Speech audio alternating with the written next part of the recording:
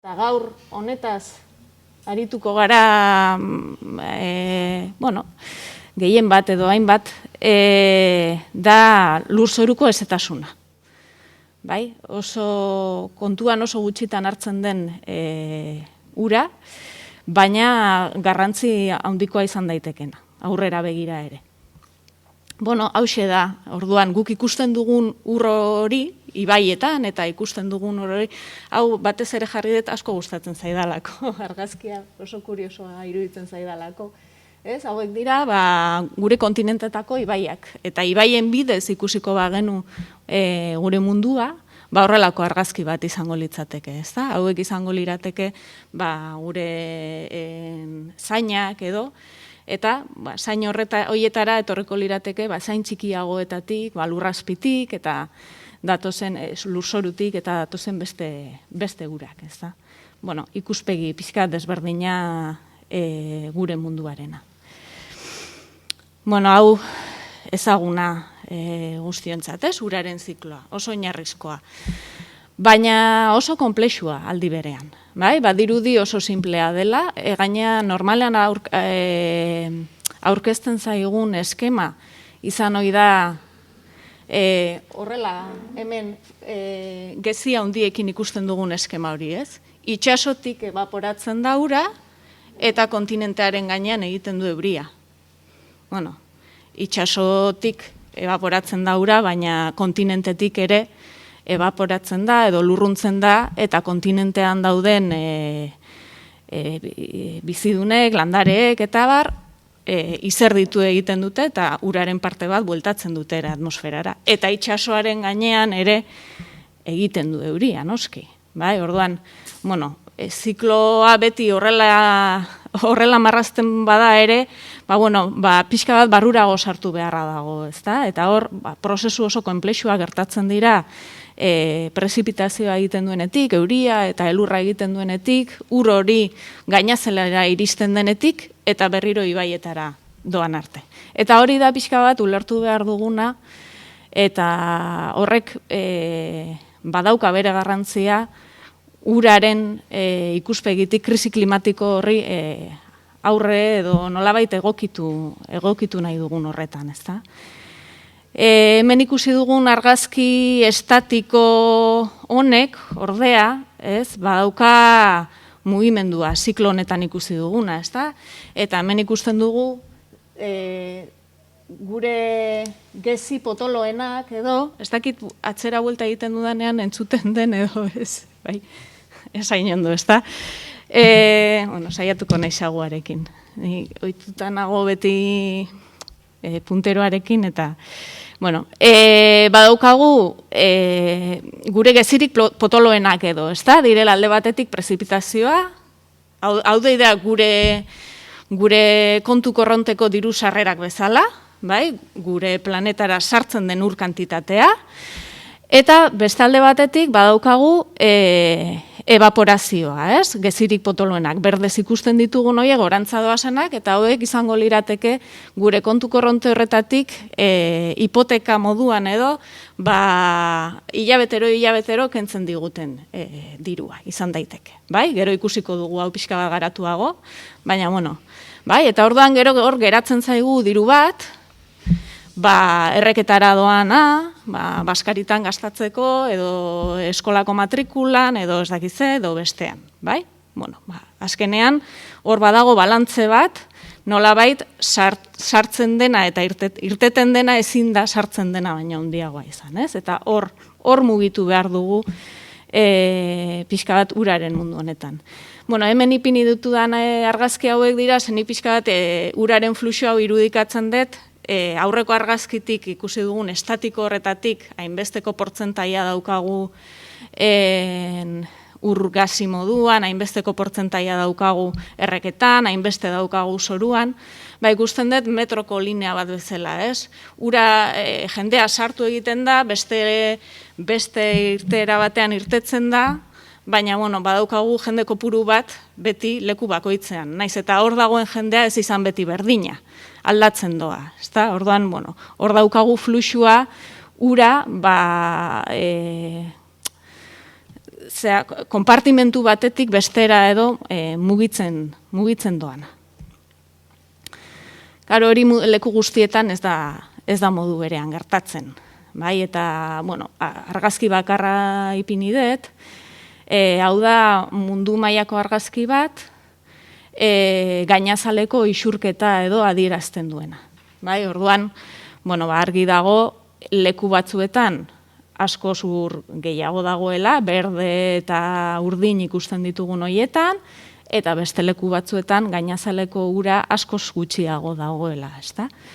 Hemen, evapotranspirazioa, hau da, hipoteka askoz ere garestiagoa da, ur asko bueltatzen da atmosferara, eta ur askoz gutxiago geratzen da gainazalean, beste gauza batzuetan gastatu alizateko, bai?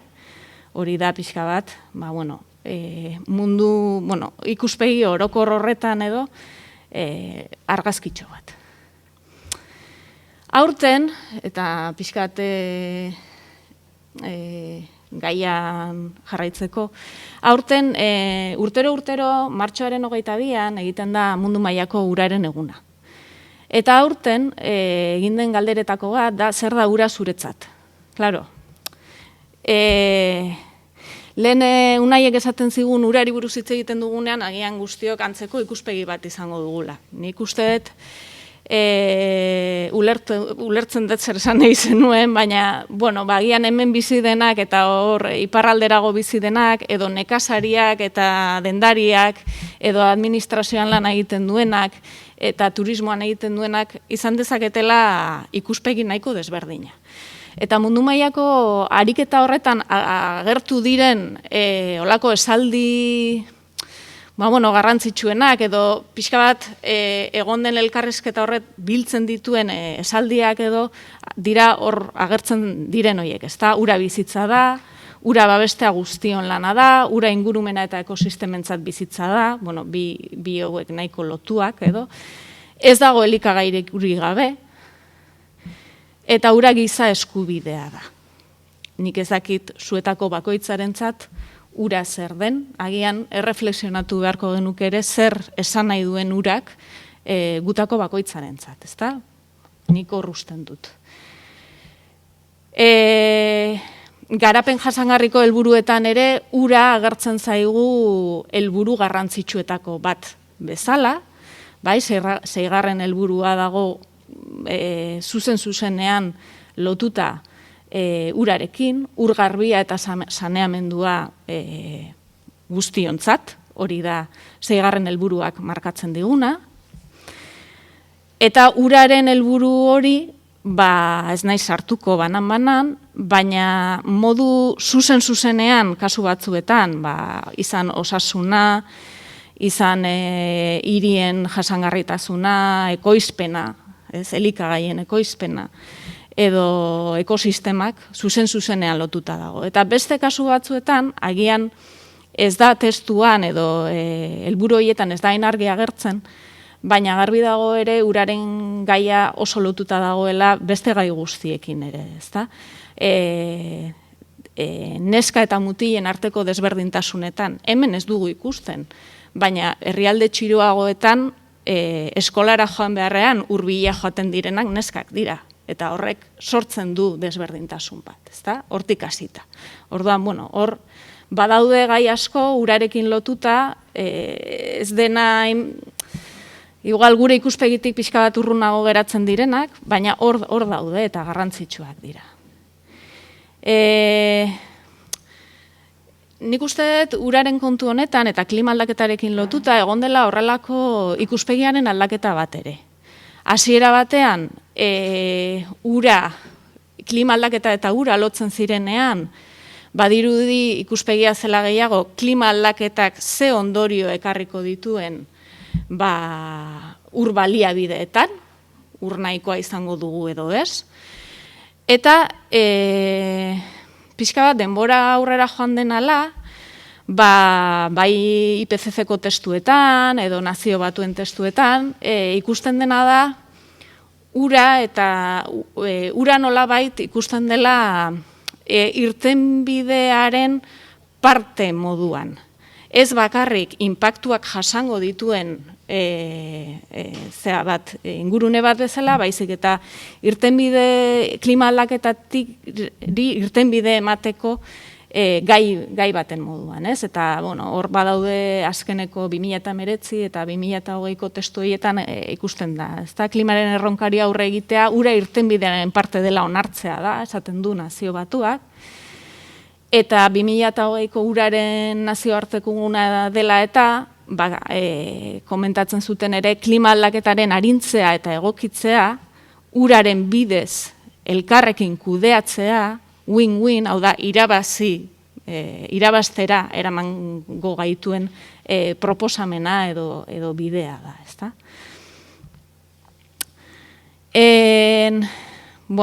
Noski klima krisia eta ura, beraz, guztiz lotuta daude, ez? Eta badakigu klima krisi horrek, nolabait lehen ikusi dugun uraren ziklo horretan aldaketa batzuk ekarriko dituela, muturreko gertaera gehiago izango ditugula esaten digute, uholde gehiago, lehorte gehiago, uraren eskuragarritasunean arazoak egon daitezke, uraren kalitatearen jaitsi, eta beraz, hor sortuko diren hainbat eta hainbat arazo. Argi dagoena da, eta ja uste dut aurreko hitzalditik ere argi geratu dela, business as usual edo orain arte gauzak egin diren bezala egiten jarraitze horretan, hori ez dagoela aukeren artean guztion irtenbide bat eman nahi baldin badiogu. Eta, sarreratxo horren ondotik, ni mundu mailatik pixka bat lekukorago edo etorriko naiz, eta nahiko agian zehaztasunerantz edo gaia ere murriztuko dut, ezta? Zer da ur urdina eta zer da ur berdea? Hitzaldiaren izenburuan horrela dio, ur berdearen garrantzia eta zer da hori, ezta? Bai literatura zientifikoan eta bai UNESCO-ren testuetan eta aspaldidanik erabiltzen diren termino batzuk dira, ur urdina eta ur berdearena. Ur urdina azken finean esan dezakegu dela dabilen ura, ibaietan, aintziretan, ezegunetan, aurkitu dezakegun ur hori, edo akuiferoetan ere, eta gizakion ikuspegitik nolabait erabilpen bat eman diezaiok egun ura da. Hau da, ponpatu dezakegu, industrian edo nekazaritzan erabilializateko, edo gure etxetan erabilizateko, bai? Ur berdea aldiz da lurzoruan biltegiratzen den ura. Hau da, ezetasuna. Lehen hasieran esan dugun ezetasun hori. Hori da ur berdea. Eta hori da landarek erabili dezaketena euren hasteko, ezta? Beraz, nekazaritzarako oso garrantzitsua den ur bat da, ur berdea, bai? Ez nekazaritzarako bakarrik, baizik eta, basogintzarako edo gintzarik gabe, beste ekosistemak mantentzeko, ezta? Ekosistema lurtarren mantentzerako. Bai, orduan, hori da pixka bat, ur urdina eta ur berdearen bi kontzeptu horien arteko desberdintasuna, ez? Eta hortara joango da pixka bat, hitzaldia hemendik eta aurrerakoa. Urari buruz hitz egiten dugunean, garbi izan behar dugu, ura ulertzeko esparru espaziala ibai arroarena dela. Ezin dugu ulertu ibaian edo leku konkretu, arro horretako leku konkretu batean gertatzen dena, ez badugu arroa bere osotasunean ulertzen. Bai? Ibai arroa bere osotasunean. Orduan, lehen esandakoaren aritik, ibai arro horretan, erortzen den prezipitazioaren osotasuna, bai? Arro osoan, hartzen badugu gutxi gora bera, hemen behintzat gure ingurunean, urtebeteko epe baten erortzen den prezipitazio kantitatea, urtebeten evapotranspiratzen dena, hau da, lurzoruan egon den ezetasun hori, eta landaren izerditzearen ondorioz, eta lurrunketaren ondorioz atmosferara bueltatu dena, eta bestaldetik ur-urdina edo ibaietatik edo akuiferoetatik arro horretatik atera dena, urte beteko balantze bat eginez, sarrerak eta irteerak gutxi gora bera antzekoak izango dira. Hau da, erortzen den prezipitazioa izango da gutxi gora bera ateratzen den uraren antzekoa. Ur berdea eta ur urdinaren batuketaren antzekoa.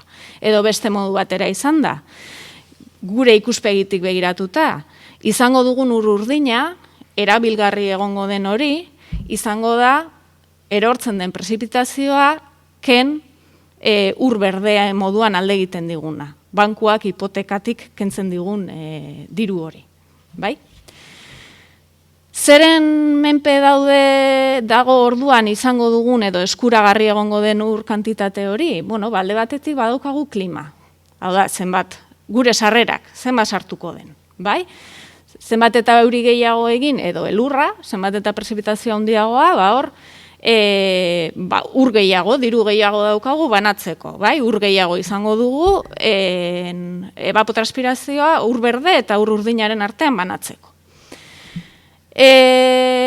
Temperatura, zenbat eta bero handiagoa, evapotranspirazioa handiagoa, ur gehiago lurrunduka da eta izerditzea ere handiagoa izango da. Beraz, azken finean ur gehiago joango zaigu hemendik, ur berde gehiago izango dugu, eta ur berde gehiago baldin badaukagu norbaitek galdu behar du eta ur urdina izango da galduko duena.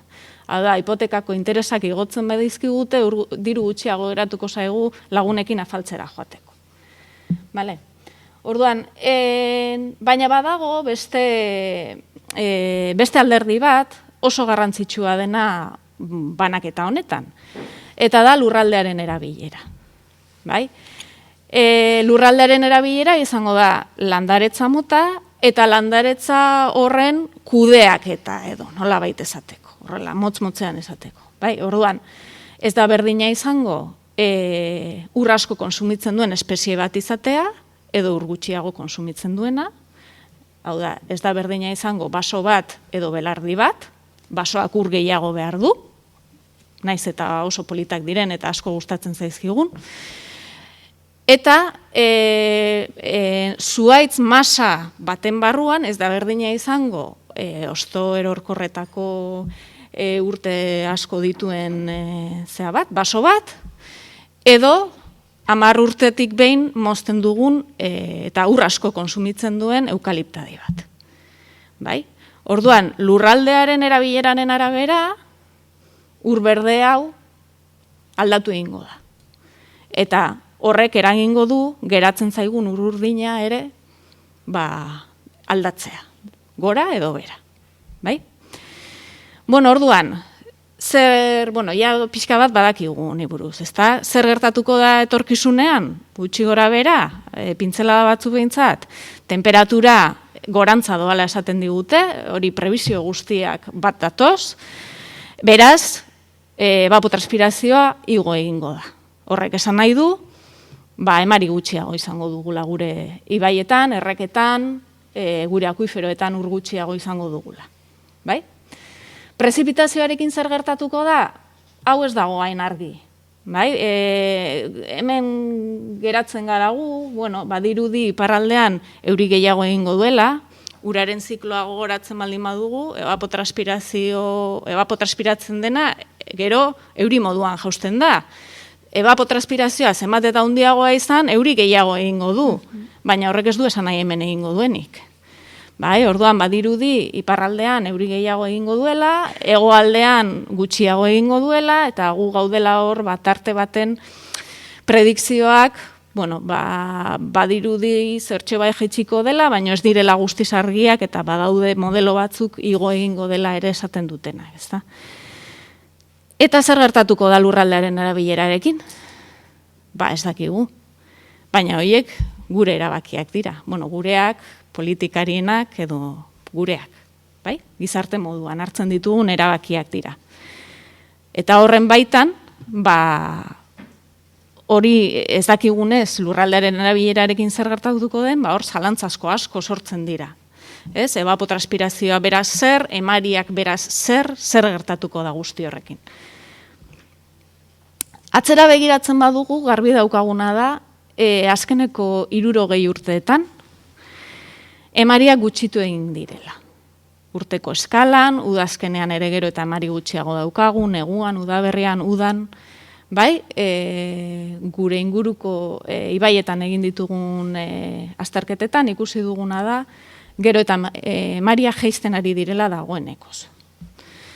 Bai, horrek esan nahi du, gure ura kudeatzeko modua aldatu beharko dugula. Azken finean, badaukagu, hornidurarako behar dugun ur bat, gure giza jardueretarako behar duguna, etxeetarako, industriarako, nekazaritzarako, bai? Hor daude ekosistemak, hor dago lege bat, uraren Europako artezaraua, behartzen gaituena ur kantitate bat ustera ibaietan, ibaien funtzionamendurako, eta beraz, gero eta ur gutxiago baldin badaukagu, batez ere agorraldian ere, bai, udan eta udazkenean ere, ikusi beharko dugu nola banatzen dugun daukagun ur hori. Behartuta gaude parte bat ustera, eta, ondo, hori ere beharrezkoa delako, inork ez dezala ulertu kontrako hori, baina, hor arazoak sortuko dira, ezta? Orduan, berpentsatu beharko dugu, ura, behin gure urtegietan eta daukagunean nola kudeatzen dugun. Aurrera begira jartzen bagara, eta hemen bi adibide besterik ez ditut ekarri, baina gutxi gora bera antzekoa ikusten da beste arro batzuetan ere. 2030, 2060, 2080, ze horietan jartzen bagara, horizonte horietan jartzen bagara, ikusten duguna da, gero eta ur gutxiago izango dugula ere, bai urte eskalan, zein urte sasoi desberdinetan. Otxandio da pixka bat atlantiarragoa izan daiteken arro bat, eta haudikanaia kontinentalagoa edo lehorragoa, ezta? Eta bietan zein bietan ikusten duguna da, gero eta ur gutxiago izango dugula gure ibai horietan, eta, modelo desberdinekin, eta, hor badago, fijatu bazarete, hemen ere, azken 20 urteetako datuak bakarrik hartzen baditugu, emari errealak, ibaietan izan ditugunak, ikusten dugu neguan eta udaberrian handitu egin direla ibaietako emariak. Edo behintzat hori esaten dute datuek, ezta? Eta egon dela olako hidrogramaren zabaltze bat, hau da, ur bajuetan ur gutxiago daukagu eta ur altuetan ur gehiago. Baina hori da azkeneko 20 urtetako datuak bakarrik hartuta. Atzerago bagoaz, garbi dago, tendentzia berantza doala. Antzerako gauza bat ikusten da aurrera begiratzen dugunean. Batez ere udaberrian, eta, neguan ere batzuetan ikusten dugu modelo batzuk esaten digutela 2030 begira egon daitekela olako goranzko joera bat neguan eta udaberrian gertatzen diren emarietan, baina behin lehenengo horizonte hori pasata, modelo guztiek esaten digute urte sasoi guztietan gero eta ur gutxiago izango dugula. Beraz, hor ere, agian kudeaketaren aldetik pentsatu behar da, epe motzeko eta epe luzeagoko kudeaketa, edo kudeaketa malguagoak, edo beste mota bateko kudeaketa bat, ezta. Garbi dagoen gauza bat, eta ur berdera bueltatuz pixka bat, da, 20. mendearen hasieratik ja badakigu basoak eta beste landaretza belarkara batzuk Konparatzen ditugunean, basoek askoz ere ur gehiago konsumitzen dutela belarkarek baino. Hau ez da, zientziak ja badarama denbora asko hau esaten, ez da? Biomasa handiagoa duelako, atmosferarekin elkartruke handiagoa duelako, eta beraz evapotranspirazioa handiagoa, eta sustraiak ere ur sakonagoetara iristen direnez, ur gehiago hartu dezakete edo sakonagoko urak, ezta? Hemen badaukazue, uste dut, Australiako adibide bat dela, non basoa zegoen lekuan, basoa soildu eta, belarra edo astean gertatzen dena da bertan zegoen akuiferoaren maila nabarmenki hasi egin zela. Horrek beste arazo batzuek ekarri zituen, baina nolabait adibide bat da ikusteko benetan hau frogatuta dagoela eta ikusten dela hainbat lekutan, ezta? Egin diren azterketa hainbat anitzetatik edo gutxi gora berako datu batzuk edo ateratzen dira, ez? Hau ez da eskua zutan jartzeko, baina, balio du konparaketa bat egiteko. Bai, eta ez naiz gehiegi sartuko denbora kontuagatik, baina ikusi dena da, ibai arro batean, ibai arro baten azaleraren 10% eraldatzen denean, horrek nola eragiten duen urbaliabideetan, ezta? Eta orduan ikusi da, pinu eta eukaliptuak direnean 10% hori, uretan gertatzen den aldaketa 41 milimetrokoa dela, kontuan izan behar dugu hemen usurbilen ez dakit 1400 milimetro edo izan daiteke gutxi gora bera urte oso batean egiten duen euria, bai? Osto erorkorreko basoetan 25 milimetro, arroaren 10% hori aldatzen dugunean, eta sastrakadi eta belarkaretan berriz 11 milimetro. Hau da, ikusten da egin diren azterketa guztietan alde argia dagoela erabilera edo landaretza desberdina eta horrek eragiten duen aldaketa urbaliabideetan, ezta?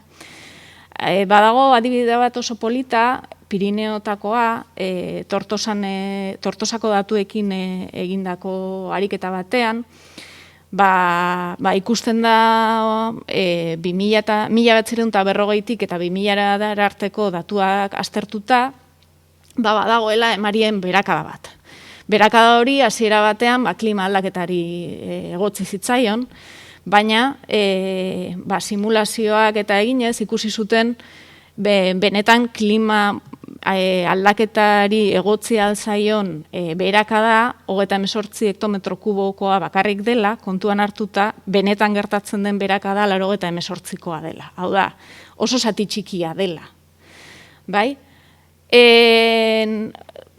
Ikusi zuten ere, ondorengo pausu batean, erregadioa igo egin zela urte guzti horietan, eta erregadioari egotzi alzitzaion konsumoa edo urtean 32 hektometro kubokoa dela. Beraz, oraindik ere, ez zirela gai nolabait ikusteko zer izegokion 98 hektometro kuboko galera hori, ez? Zegoela beste zeo zer. Badago 28 hektometro kuboko galera bat, beste zerbaiten ondoriozkoa dela, ez? Eta horren arrazoia da gutxi gorabehera argazki honetan ikusten dela, ezta? Pirineotako goiko arro guztietan olako nekazaritzaren uste bat egon da, jendea hirietara, bizitza aldaketak, eta pixkanaka nekazaritza eta belardiak eta larreak ziren hoiek basotzen joan dira, eta basotze horren ondorioz gertatu da hor geratzen den falta zaigun emariaren berakaradaren arrazoi bat. Bai, arrazoia. Beraz, badaukagu klimaldaketa, badaukagu erregadioa, baina badaukagu ere lurraldearen erabileraren aldaketa. Kasu honetan, aldaketa sozialarekin ere zerikusia handia daukana, ezta? Nekazaritza lan horien ustea, ondoriozko basotze naturala, eta horren ondorioz urgalerak urberetan. Gipuzkoan ere egin ditugu horrelako saiakera batzuk, arro desberdinak konparatuz, eta bueno, ez da erreza, erabileraz gain badaude beste desberdintasun batzuk arroen artean, baina garbi ikusten genuena bazen larre gehiago daukaten arroetan, orokorrean ur gehiago dagoela, hau da, emari gehiago dagoela, eta landaketak dauden lekuetan, garai horretan batez ere pinuak, orokorrean ur gutxiago dagoela ibaietan, emari gutxiago dagoela. Bai? Orduan, pixka bat, biltzearren eta joatearren amaierarantz, arro baten inguruan, urari buruz hitz egiten dugunean, asko hitz egiten du unaiek ere, zerbitzu ekosistemikoen inguruan, eta bar, uretan zentratzen bagara, zerbitzu hidrologikoetan zentratzen bagara, urak hainbat zerbitzu, edo arroak hainbat zerbitzu ematen dizkigu urarekin lotutakoak, ezta? Uraren erregulazioa, hau da, ura metatu, nolabait ur hori araztu, garbitu, bai, zorutik pasatzen denean, akuifero arroketatik pasatzen denean, uraren kalteak arintzea, nolabait lotuta dagoena ere uraren pausaleku izate horrekin, hau da, ez da berdina euria egin eta zuzenean ibaira doan, azkar batean ibaira doan ura, edo zorutik pasa eta nolabait pausagune bat aurkitu eta poliki-poliki iristen zaigun ur hori. Hornidura noski, eta gehienetan hor daukagu beti fokoa jarrita, ez da, hornidura, ez da dila ura falta gure etxeko txorrotean.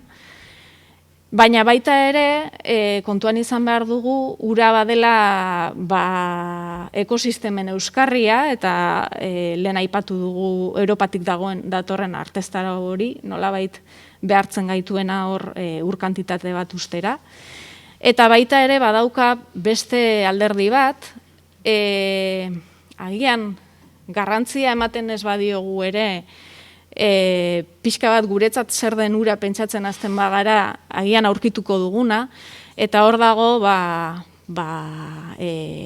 hezkuntza, atsedena, nolabait barruko espiritualtasuna, eta ez dago erlijiarekin lotuta, eta estetikarekin, eta turismo baliabideekin, eta gure paseo hietan nolabait transmititzen digunarekin, lotuta dagoena. Karo, guzti hori betetzeko behar dugu ura, kantitatean, behar dugu ura kalitatean, baina behar dugu ura ere leku konkretuetan eta momentu konkretuetan.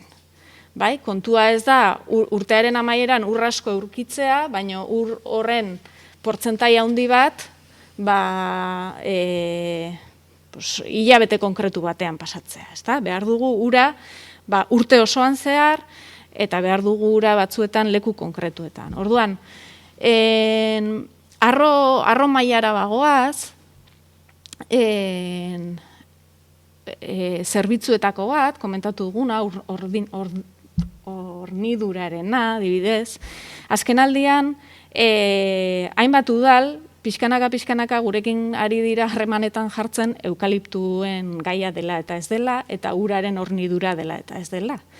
Orduan, iturburu bat baldin badaukat, non nire udalerriak hortik ura hartzen duen, eta iturburu horretaz interesatzen bazait, ura kantitatean, kalitatean, urte osoan zehar eukitzea leku konkretu horretan, kontu izan beharko dut, iturburu horren goikaldean zein den daukadan lurraldearen erabilera.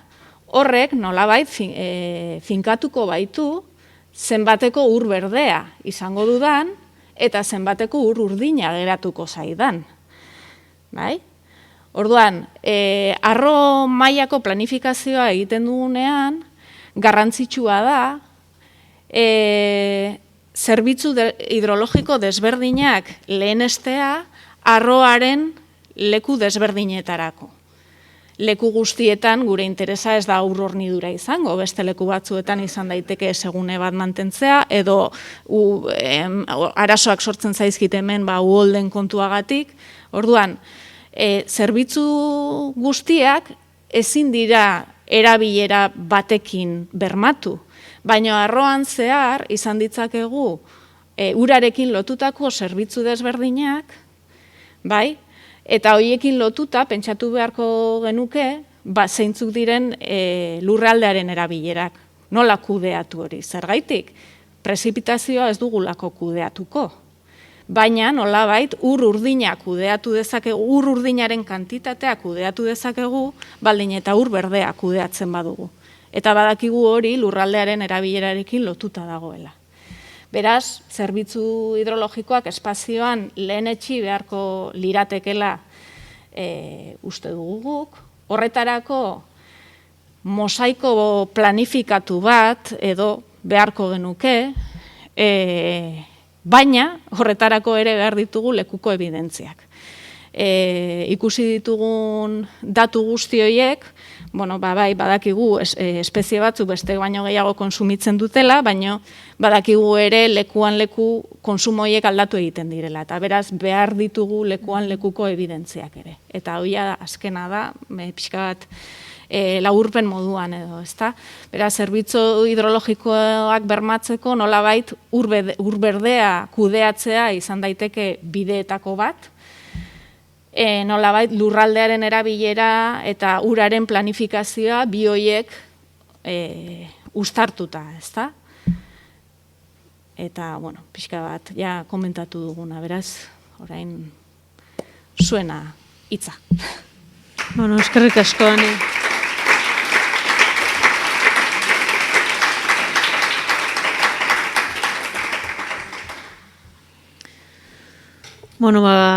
Gai komplexua hau ere, batzutan simple ematen du, kanpotik begira, baina galdera labur bateako tartetxo bat hartu ezakegu, kafe hartzera jona aurretik, bai, Ane Mirenek galdera bat.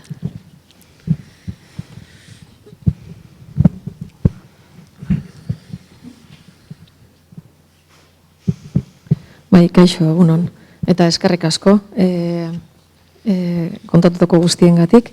Niri galdera etortze zait, asko komentatu duzu uraren kantitateaz, ez?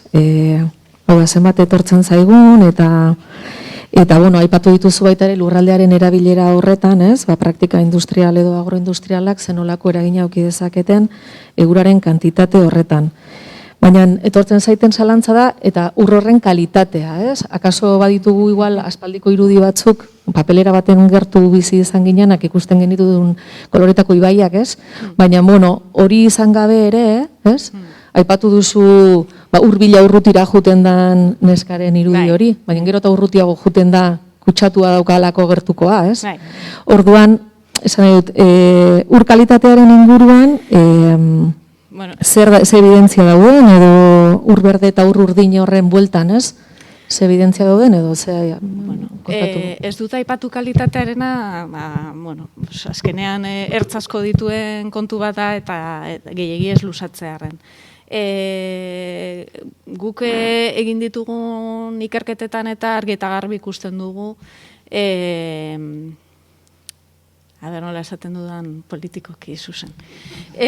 Argi eta garbi ikusten dugu, horrelako plantazio intentsiboak eta dauden lekuetan, lehen pinua zena, orain gero eta gehiago eukaliptua dena, argi eta garbi sedimentu kopuru handia ibaietara doala. Hau da, guztiok ikusten dugun gauza bat, euri asko, euri erantziak eta daudenean, eta gero eta gehiago, igual ez da beharra inbesterako erantzirik ere, gure ibaiak marroitu egiten direla, ez? Eta argi dago, zenbat eta horrelako plantazio gehiago egon, sedimentu gehiago daudela gure ibai eta erreketan. honek kalitatearekin zerikusi zuzena dauka.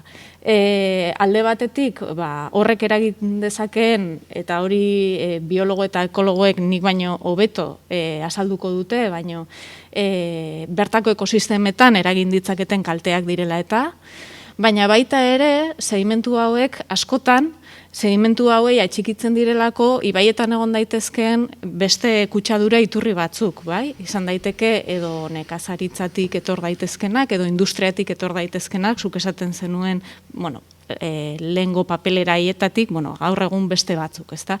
Eta nolabait batzuetan sedimentu hauek ere bihurtzen dira kutsagai horiek mugitzeko zeak, materia edo, ezta?